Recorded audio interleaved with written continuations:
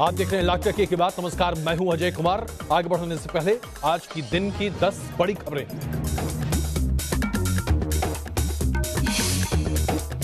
चंद मिनटों बाद पीएम मोदी संयुक्त राष्ट्र महासभा में देंगे भाषण। न्यूज नेशन पर देखिए पीएम मोदी के भाषण पर न्यूयॉर्क से सबसे बड़ी कवरेज।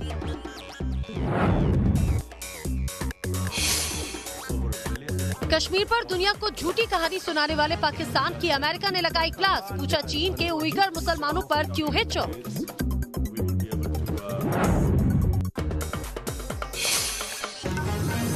यूएन में पीएम मोदी के भाषण से पहले बौखलाया पाकिस्तान। एलओसी पर भारतीय चौकियों को बनाया निशाना। सेना ने दिया मुंहतोड़ जवाब। रक्षा मंत्री राजनाथ सिंह का बड़ा बयान। हमले की साजिश रच रहे हैं पाकिस्तान के आतंकी। भारत के तटीय इलाकों को बना सकते हैं निशाना। पंजाब में पाकिस्तान बॉर्डर के पास से मिला ड्रोन। पुलिस ने एक संदिग्ध को लिया हिरासत में। जांच में जुटी सुरक्षा एजेंसियां। जैश के मॉड्यूल का खुफिया एजेंसियों ने किया भंडाफोड़। कुछ दिनों में घाटी से 8 जैश के आतंकी गिरफ्तार। पाकिस्तान में बैठे हैंडलर के संपर्क में थे ये आतंकी। भारतीय सेना की ट्रेनिंग टीम का हेलीकॉप्टर भूटान में क्रैश। एक भारतीय और एक भूटानी सेना अधिकारी शहीद। अरुणाचल से भूटान ड्यूटी पर जा रहा था हेलीकॉप्टर। कोऑपरेटिव बैंक घोटाले में फंसे शरद पवार ने दिखाई सियासी ताकत। ईडी दफ्तर जाने के नाम पर चला सियासी ड्रामा। कहा, घोटाले से नहीं है कोई लेना देना।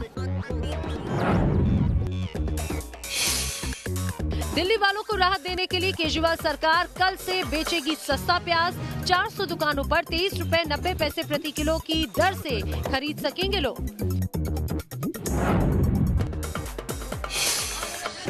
जोधपुर में बस और वैन की भीषण टक्कर में 16 लोगों की मौत, कई लोग घायल। सीएम गहलोत ने हादसे पर जताया दुख। आइए जरा अब आपको दिखाते हैं कि पाकिस्तान के प्रधानमंत्री इमरान खान आजकल किस तरह से पाकिस्तानियों के लिए ही सिरदर्द बने हुए हैं। और वो इसलिए क्योंकि पाकिस्तान का हर नागरिक आज अपने ही प्रधानमंत्री का मजाक बना रहा है। हाउडी मोदी के मेगा शो में जब प्रधानमंत्री मोदी ने अनुच्छेद 370 का जिक्र किया तो हर हिंदुस्तानी का सीना फख्र से चौड़ा हो गया। ये तस्वीरें गवाह हैं कि आतंक के खिलाफ भारत के इरादे कितने फौलादी हैं। देश के सामने 70 साल से एक और बड़ा चैलेंज था, जिसे कुछ दिन पहले भारत ने फेयरवेल दे दिया है। वहीं अमेरिका में पाकिस्तानी प्रधानमंत्री इमरान खान बताते रहे कि पाकिस्तान ने कैसे आतंकी पैदा की। So Pakistan trained militants to fight jihad. Imran एक बार बोले तो पाकिस्तानी हैरान रह गए कि इमरान अमेरिका में क्या बोल रहे हैं। लेकिन इमरान थमे नहीं, 2 बार बोला, 3 बार बोला और अब तो पाकिस्तानी फौज का सब्र भी जवाब देने लगा है जब इमरान ने पाकिस्तान की आतंकी हकीकत दुनिया के सामने रखी। Pakistani army, ISI trained Al-Qaeda and all these groups to fight in Afghanistan. There were always links between There had to be links because they trained them. Imran के इस कबूलनामे से पाकिस्तान उबल रहा है। पाकिस्तानी ये सवाल उठा रहे हैं कि आखिर इमरान पाकिस्तान से गए ही क्यों? जुल्म किया है इमरान खान और इमरान खान की हुकूमत ने इस कौम के साथ, जिस बेदर्दी के साथ, जिस नाअहली के साथ, जिस नालायकी के साथ इन्होंने कश्मीर के इस केस को डील किया है। पाकिस्तानी मीडिया में उन्हें खूब बुरा भला कहा जा रहा है। जानकार सरेआम अपने ही पीएम को नालायक बता रहे हैं। ये पाकिस्तान के खिलाफ उन्होंने जितनी बातें की हैं, पेशतर पाकिस्तान के खिलाफ इंडाइटमेंट है। पाकिस्तान के खिलाफ चार्जशीट है जो उन्होंने जो फरमाई ISI सामने, हमने अलकायदा हमने ट्रेन की, ISI ने की, हमने नहीं की। ये झूठ है दुनिया का सबसे बड़ा। इन्होंने कहीं पे कोई इनको लगाम देने वाला नहीं था। वो बगैर कंट्रोल के बोलते हैं। इस वक्त वो केस खराब करके जैसे जैसे इमरान खान को पता चल रहा है कि उन्होंने गलती से सच बोल दिया और पाकिस्तानी उन पर लानते भेज रहे हैं तो वो परेशान हो उठते हैं। एक बार तो उन्होंने काउंसिल ऑफ फॉरेन रिलेशंस के मंच पर हार्ट अटैक की बात भी कह दी।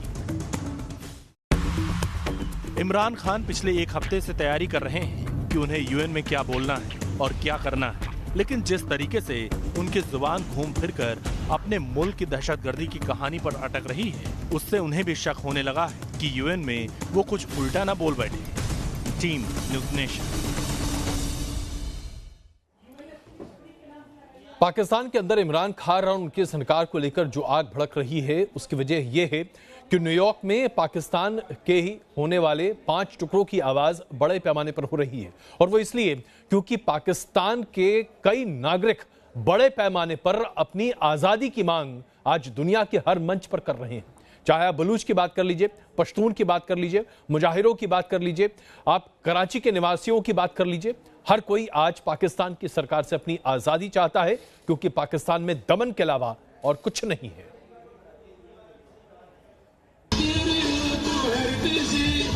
विदेशी जमीन पर पाकिस्तान के अत्याचार की दहशत भरी दास्तान देखी और सुनी जाती रही है, लेकिन जब दुनिया की सबसे बड़ी पंचायत की बैठक का मौका आया तो पूरे न्यूयॉर्क में पाकिस्तान के पापों की चर्चा है। जहां देखिए वहां पश्तून गुहार लगा रहे हैं, मुहाजिर पुकार रहे हैं, बलूच गुहार लगा रहे हैं। आज तक 72 ईयर्स तक पाकिस्तान महाजिरों के लिए कब्रिस्तान बना है। और पाकिस्तान के जुल्मों सितम से तंग आकर ये सभी धड़े ये अपील हिंदुस्तान से कर रहे हैं कि यूएन में भारत उनकी आवाज उठाए। वैसे भी संयुक्त राष्ट्र संघ में पाकिस्तान की चर्चा जब भी होती है तो दहशतगर्दी से शुरू होती है और दहशतगर्दी पर ही खत्म होती है, लेकिन इस बार अपने मुल्क के लोगों का दमन करने वाली इमरान खान सरकार के खिलाफ पाकिस्तानी बलूच, पश्तून और मुहाजिर तरह तरह की आवाज उठा रहे हैं। कहीं वाहनों पर स्क्रीन्स लगाकर गुहार लगाई जा रही है, तो कहीं बैनर पोस्टर लगाए गए हैं, तो कहीं खुद पीड़ित पाकिस्तानी गुहार लगा रहे हैं कि 27 सितंबर को यूएन के सामने पाकिस्तान के पापों की पोल खोले। पाकिस्तान से जान बचाकर अमेरिका पहुंची गुलेला यहाँ पश्तूनों की आवाज उठाने की गुहार लगा रही है।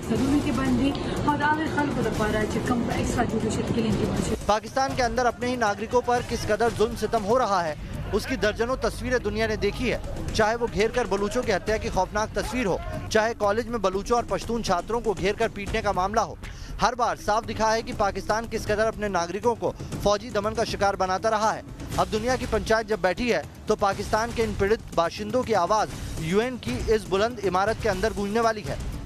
Team news nation. आप इसे पहला मर्तबा कह सकते हैं या यूं कहें कि पहला मौका कह सकते हैं जब पाकिस्तान के अलग अलग प्रांतों के लोग संयुक्त राष्ट्र महासभा की इमारत के ठीक बाहर इतने बड़े पैमाने पर प्रदर्शन कर रहे हैं। आइए अब आपको सीधे अमेरिका के न्यूयॉर्क ले चलते हैं, जहां देखिए प्रदर्शनकारी बड़ी संख्या में वहां पर मौजूद हैं, अपनी बात सामने रखना चाहते हैं और उसके साथ साथ वो ये भी बताने की कोशिश कर रहे हैं कि किस तरह से पाकिस्तान में दमन का चक्र बड़े पैमाने पर चल रहा है। संयुक्त राष्ट्र महासभा की इमारत के ठीक बाहर की ये स्ट्रीट हम आपको दिखा रहे हैं, 42nd स्ट्रीट मैनहट्टन न्यूयॉर्क, जो अभी आपके सामने आपके स्क्रीन पर है। अलग अलग प्रांतों के लोग, उनके नुमाइंदे पाकिस्तान के यहाँ मौजूद हैं, पत्रकारों से बातचीत कर रहे हैं और उसके साथ साथ हिंदुस्तान से भी बहुत सारे ऐसे लोग वहाँ पहुँचे हैं और हिंदुस्तानी मूल के लोग वहाँ पर हैं जो बड़े पैमाने पर मौजूद हैं प्रधानमंत्री नरेंद्र मोदी का हौसला बढ़ाने के लिए, क्योंकि आज संयुक्त राष्ट्र महासभा में प्रधानमंत्री नरेंद्र मोदी का संबोधन है और उसके बाद इमरान खान का भी संबोधन है।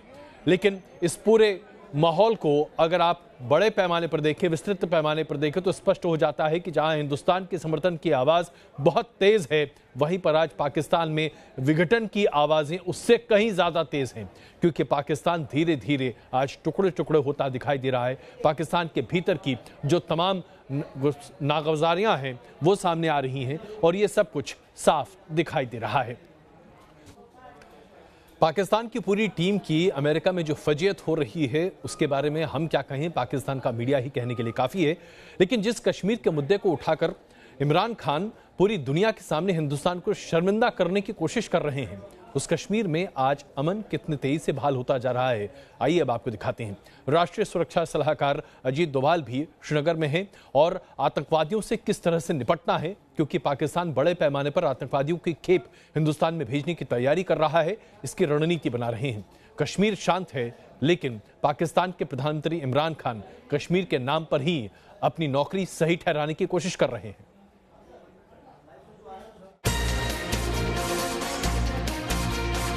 ये उस श्रीनगर की आसमानी तस्वीर है जहां सुबह से लेकर शाम तक अमन और चैन पसरा हुआ है।